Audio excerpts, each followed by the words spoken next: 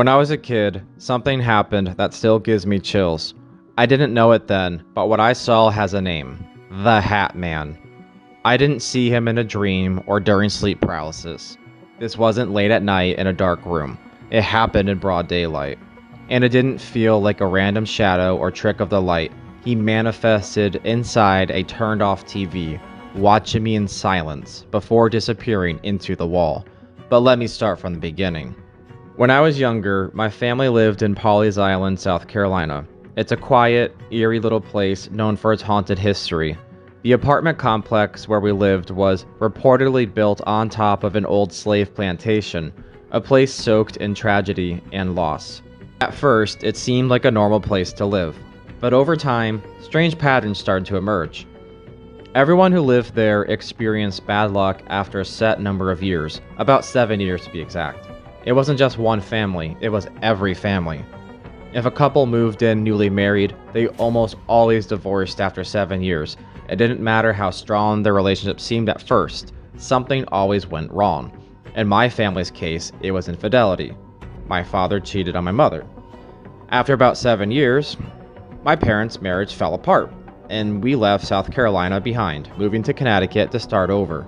At the time, none of us thought it was connected to anything supernatural, but looking back, I'm not so sure. I was 7 years old when I saw him. It was a quiet afternoon in our new house in Connecticut. I was sitting on the couch, staring at the blank TV screen. It was one of those old-school fatback TVs, the kind with a black, reflective screen that almost looks like a mirror when it's turned off. At first, I was just daydreaming, but then I noticed something strange. A man was standing behind me, tall, shadowy, blacker than the blackest black you could imagine, wearing a wide-brimmed hat. He wasn't moving, he was just watching me. I couldn't see his face, but I knew he was looking right at me. I sat there, frozen, my heart racing. I didn't know what to do. Then, just as calmly as he had appeared, he turned to the wall and walked straight into it, disappearing without a sound. I ran upstairs, screaming for my mom. I told her exactly what I'd seen, but like any parent, she brushed it off as just my imagination. But it wasn't my imagination. Years later, when I was 13, that memory still burned into my mind. I couldn't shake it, so I did something I thought I'd never do before. I googled it. I typed in tall black figure with hat. What popped up sent a chill down my spine. There were images, stories, even a Wikipedia page dedicated to him. Every description, every drawing was exactly what I'd seen that day.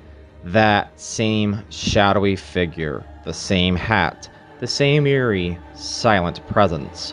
I wasn't the only one who's seen him. Thousands of people around the world had reported encounters with the Hatman. Some saw him in dreams, others during sleep paralysis. But the more I read, the stranger it got. People who encountered the Hatman often reported bizarre patterns of bad luck following their experiences, financial problems, health issues, relationship breakdowns. It made me wonder, was he connected to the strange strain of bad luck back at Pawley's Island? Was he part of the curse that seemed to follow us when we moved? To understand the Hatman, you first have to understand shadow people, one of the most commonly reported paranormal phenomena. They're almost always described as dark humanoid figures, lurking in corners or standing silently at the foot of your bed. Some are barely visible, a flicker in the corner of your eye. Others are fully formed, darker than the shadows around them. But the Hatman stands out from the rest. He's not just a fleeting shadow, he lingers, watching, waiting. Unlike most shadow figures, he's almost always described as wearing a wide-brimmed hat, like an old-school fedora or a wide-brimmed cowboy hat. And here's where things get really strange. No one knows exactly what he is. One theory is that the Hatman is a paranormal entity, a spirit trapped between worlds, or even something darker. Some believe he's a demon, feeding off human fear and negative energy. In paranormal lore, shadow figures are often associated with bad luck and misfortune, showing up in times of emotional distress. But there's another, more disturbing theory, that the Hatman is a soul collector, a harbinger of doom, appearing just before something bad happens. And in places like Pawley's Island, with its history of tragedy and suffering, he might have found a permanent home. When I saw the Hatman on my TV, it felt like more than just a strange coincidence. The more I think about it, the more it reminds me of something far older, the ancient practice of scrying. For centuries, people have used reflective surfaces to peer beyond our world. In ancient times, they stared into still water, polished obsidian, or mirrors to glimpse visions, sometimes of the future, sometimes of spirits, and sometimes sinister forces. The belief was that these surfaces weren't just reflections, they were portals, thin veils between the physical world and whatever lies beyond. That's why mirrors were often covered after a death, to prevent spirits from becoming trapped or crossing back into the living world. Now, think about that turned-off TV screen, a modern black mirror. Could it have acted as a doorway, showing me something I was never supposed to see? And if it was a portal, that leaves a terrifying question. What exactly did I let in that day? Some paranormal researchers believe that reflective surfaces naturally attract shadow beings, acting as a doorway between dimensions.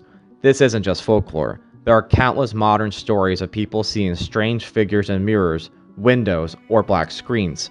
Some report the figures watching them silently, while others say the figures reach out or step through the reflection. Was my TV just a screen, or had it become a temporary portal between realities? The part that haunts me the most is how calmly the Hatman walked into the wall and disappeared, as if he was stepping back into a world beyond ours. It made me wonder, had I caught a glimpse of something that's always there, hidden just beyond human perception? Then there's the curse theory, the idea that certain places can trap negative energy, creating a pattern of misfortune that affects everyone who lives there. The apartment complex where we lived in Pawley's Island had a negative history, built on the grounds of an old slave plantation. The land had seen generations of suffering, and that kind of pain doesn't just fade away. Many believe that such places hold on to spiritual residue, attracting dark forces like a beacon. It wasn't just our family that experienced bad luck. Every family who lived there fell into the same strange pattern. 7 years of stability, then everything fell apart. Some blamed it on coincidence. Others believed the land itself was cursed. If shadow beings like the Hatman are drawn to places soaked with pain and loss, it makes sense that he would linger in a place like that, feeding on the energy, attaching himself to those who lived there. One of the darkest theories about the Hatman is that he's not just a watcher, he's a harbinger of misfortune or worse. A soul collector. People who've seen him often report that something bad happens soon after. It's rarely immediate, but within weeks or months, things start to go wrong. Relationships fall apart, financial troubles hit out of nowhere, health problems appear. It's almost as if his presence marks the beginning of a downward spiral. In fact, the first time my mom got cancer, I was 7 years old. I saw the Hatman first, and then she got it soon after. Some paranormal investigators believe the Hatman acts as a warning, signaling an upcoming tragedy. Others think he's not a warning at all. He's the cause of it. In the darkest version of the theory, the Hatman is a soul collector, drawn to the moments of emotional vulnerability. He doesn't just watch. He takes something with him. The Hatman might sound like a modern urban legend, but shadowy figures like him have appeared in folklore across cultures for centuries. In European folklore, shadowy figures were often seen as omens of death, appearing just before a tragedy struck. They were sometimes called the Watchers, silent figures who observed but never intervened. In Middle Eastern traditions, there are stories of the jinn, dark spirits that shift between dimensions and occasionally take on human-like shapes. Some jinn are mischievous, others much more sinister. Even Native American legends speak of shadow walkers, beings that exist in the liminal space between light and dark, always watching, but rarely seen. Is it possible that the Hatman isn't a new phenomenon at all? Maybe he's something ancient, something that's always been with us, an archetype that appears in different forms across generations. There's another theory that takes a more sci-fi approach. Some believe shadow people, and the Hatman in particular, are interdimensional beings, slipping into our reality through thin spots in space-time. The idea is that multiple dimensions overlap with our own. Most of the time we can't perceive them, but every now and then the veil between worlds thins, and we catch a glimpse of something from the other side. Shadow people might be inhabitants of these parallel dimensions, beings just as curious about us as we are about them. So, what is the Hatman really? Maybe he's a projection of our deepest fears, a hallucination born from stress, trauma, or sleep paralysis. Or maybe he's something darker and older, a soul collector, a harbinger of doom, or an interdimensional traveler moving through worlds we barely understand. One thing's for sure, he's not going anywhere. Thousands of people have seen him, and chances are, some of you watching this video have too. So the next time you pass by a dark mirror, a turned off TV, or the shadowy corner of your room, just remember, he might be staring back.